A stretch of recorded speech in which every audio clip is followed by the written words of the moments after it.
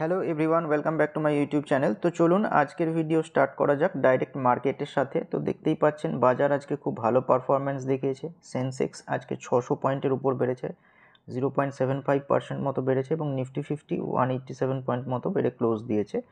Nifty small cap 100 দেখতেই পাচ্ছেন 0.28% বেড়েছে, মানে 53 পয়েন্ট মতো বেড়েছে। আর নিফটি মিড ক্যাপ 100 375 পয়েন্ট মতো বেড়ে ক্লোজ দিয়েছে। তো ওভারঅল সমস্ত ক্যাপই আজকে ভালো পারফরমেন্স দেখিয়েছে। চলুন সেক্টোরিয়াল ওভারভিউটাও দেখে নেওয়া যাক। তো দেখুন সেক্টোরিয়াল ওভারভিউয়ের মধ্যে মেটাল, কনস্ট্রাকশন, আইটি এগুলো খুব ভালো পারফরমেন্স দেখিয়েছে আজকে। তার সাথে দেখতেই পাচ্ছেন Nifty consumer, Nifty oil and gas, energy, Nifty financial consumption, bank Nifty, private bank, automobile, Nifty health care, Pharma এগুলো সমস্তই কিন্তু পজিটিভে ক্লোজ দিয়েছে। আর মিডিয়া এন্টারটেনমেন্ট এবং পিএসইউ ব্যাঙ্ক এই দুটো আজকে নেগেটিভে ক্লোজ দিয়েছে। তো ওভারঅল অ্যাডভান্স ডিক্লাইন রেশিও আজকে ভালোই ছিল। আশা করা যায় আপনাদের পোর্টফোলিও আজকে ভালো পারফরমেন্স দেখিয়েছে। এবার নিফটি নিয়ে ডিসকাস করা যাক। তো দেখুন নিফটি 50 চার্টটা আজ দেখুন, যে রেঞ্জটা ড্র করে রেখেছিলাম সেই রেঞ্জের উপরেই কিন্তু আজকেও ক্লোজ দিয়েছে। মানে ওই লেভেলটায়, মানে উপরের দিকের যে লেভেলটা ড্র করে রেখেছি ওই লেভেলটাতেই দেখুন সাপোর্ট নিয়ে আজকে কিন্তু একটু উপরে ক্লোজ দিয়েছে। তো ওভারঅল দেখতেই পাচ্ছেন 25,000 লেভেলটাকে ক্রস করেছে, আজকে 187 পয়েন্ট মতো বেড়ে 25,010.60 লেভেলে ট্রেড করছে। তো চার্টে যদি দেখেন তার অল টাইম হাইয়ের কাছাকাছি কিন্তু ট্রেড করছে। দেখতেই পাচ্ছেন যে অল টাইম হাই যে লেভেলটা ছিল সেখান থেকে অল্প একটু ডিসকাউন্টে অ্যাভেলেবেল আছে। তো দেখা যাক নেক্সট দিনে কেমন কি পারফরমেন্স দেখায়। এখন নিফটির ট্রেন্ড বুলিশই শো হচ্ছে, আর সামনে রেট কাট হওয়ার যে আশা রয়েছে সেটার জন্য কিন্তু মার্কেট ভালো পারফরমেন্স দেখাচ্ছে। ওটাই দেখুন এখানে ডিটেলে লেখা আছে যে ফেড চেয়ার মানে পাওয়েল তিনি হিন্ট দিয়েছেন যে মনিটারি পলিসিটা লুজ করা হবে, মানে ইউএসের যে ইন্টারেস্টের রেট কাট সেইটা কিন্তু হতে পারে। তো সেই জন্য মার্কেট ভালো পারফরমেন্স দেখাচ্ছে। ওটাই দেখুন এখানে পড়লে বুঝতে পারবেন, ডিটেলে লেখা আছে। আর সেন্সেক্স ক্লোজিং বেসিসে 611.90 পয়েন্ট বাড়ে, এবং নিফটি 187 পয়েন্ট পেরে ক্লোজ দিয়েছে। আর ভালো পারফরমেন্স দেখিয়েছে সেরকম স্টকগুলো হচ্ছে হিন্ডালকো, এইচসিএল টেকনোলজি, এনটিপিসি, এবং কনভার্সলি যদি দেখেন Apollo hospital, hero MotoCorp, Adani port এগুলো আজকে বাজে পারফরমেন্স দেখিয়েছে। তো ওভারঅল নিফটির ট্রেন্ড কিন্তু বুলিশ রয়েছে, দেখা যাক নেক্সট দিন কেমন পারফরমেন্স দেয়। আর আরেকটা দেখুন কর্পোরেট নিউজ রয়েছে ভারত হেভি ইলেকট্রিক্যালস সম্পর্কে।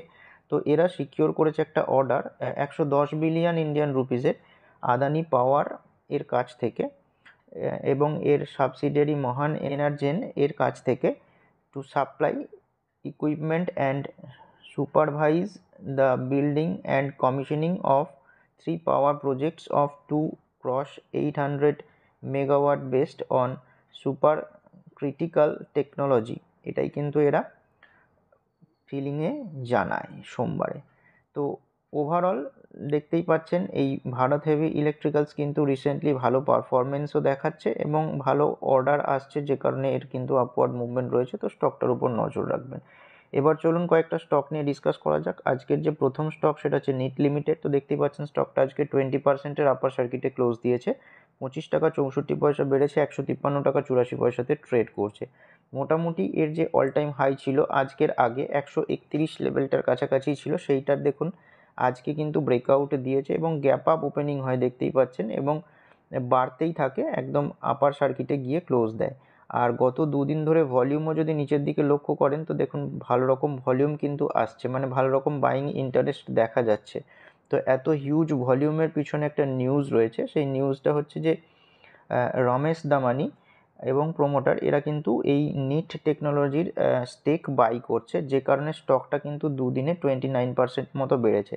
তো দেখুন Ramesh Damani 8 lakh equity share buy করেছে ওপেন মার্কেটে, যেটা কিন্তু নেট লিমিটেডের 0.59% স্টেক কিনেছে 127.55 টাকা পার শেয়ার। তো দেখুন আজকে আপার সার্কিট লেগে 153 টাকা 87 পয়সাতে ট্রেড করছে। তো যে কারণে কিন্তু এতটা হিউজ ভলিউম হওয়ার কারণে স্টকটা কিন্তু 20%-এর আপার সার্কিটে ক্লোজ দিয়েছে। তো নজর রাখবেন স্টকটার উপর।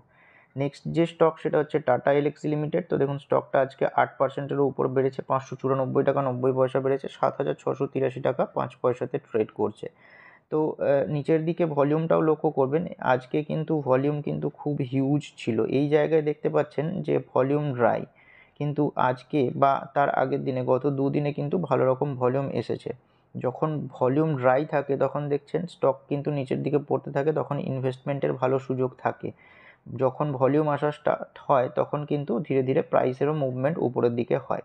দেখলে বুঝতেই পারছেন। তো শর্ট টার্ম বেসিসে কিন্তু নেক্সট যে এর সুইং এর একটা রেজিস্ট্যান্স রয়েছে, যে লেভেলটা, সেই লেভেলটা মোটামুটি 8,200 এই লেভেলটাতে রয়েছে। তো শর্ট টার্ম বেসিসে 8,200 লেভেল অবধি যাওয়ার কিন্তু সম্ভাবনা রয়েছে। তো স্টকটার উপর নজর রাখবেন। আর ওই লেভেলে কিন্তু রেজিস্ট্যান্সও ফেস করতে পারে। যদি এদের রেজাল্ট ভালো পাবলিশ হয় নেক্সট কোয়ার্টারে, তাহলে কিন্তু এই লেভেলটাও ব্রেক করে উপরে যেতে পারে। তো এখন আপাতত শর্ট টার্ম বেসিসে 8,200 লেভেলটার দিকে একটু নজর রাখবেন।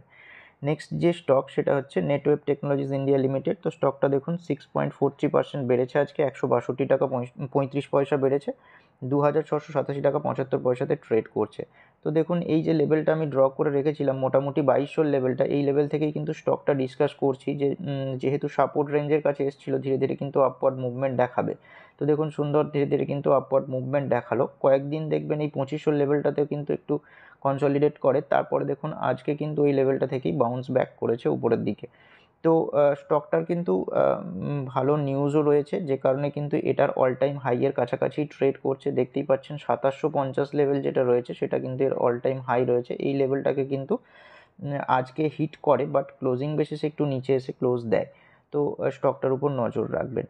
নেক্সট যে স্টক সেটা হচ্ছে ক্রাফটসম্যান অটোমেশন লিমিটেড। তো দেখুন স্টকটা আজকে 6.32% বেড়েছে, 372 টাকা 20 পয়সা বেড়েছে, 6,263 টাকা 75 পয়সাতে ট্রেড করছে।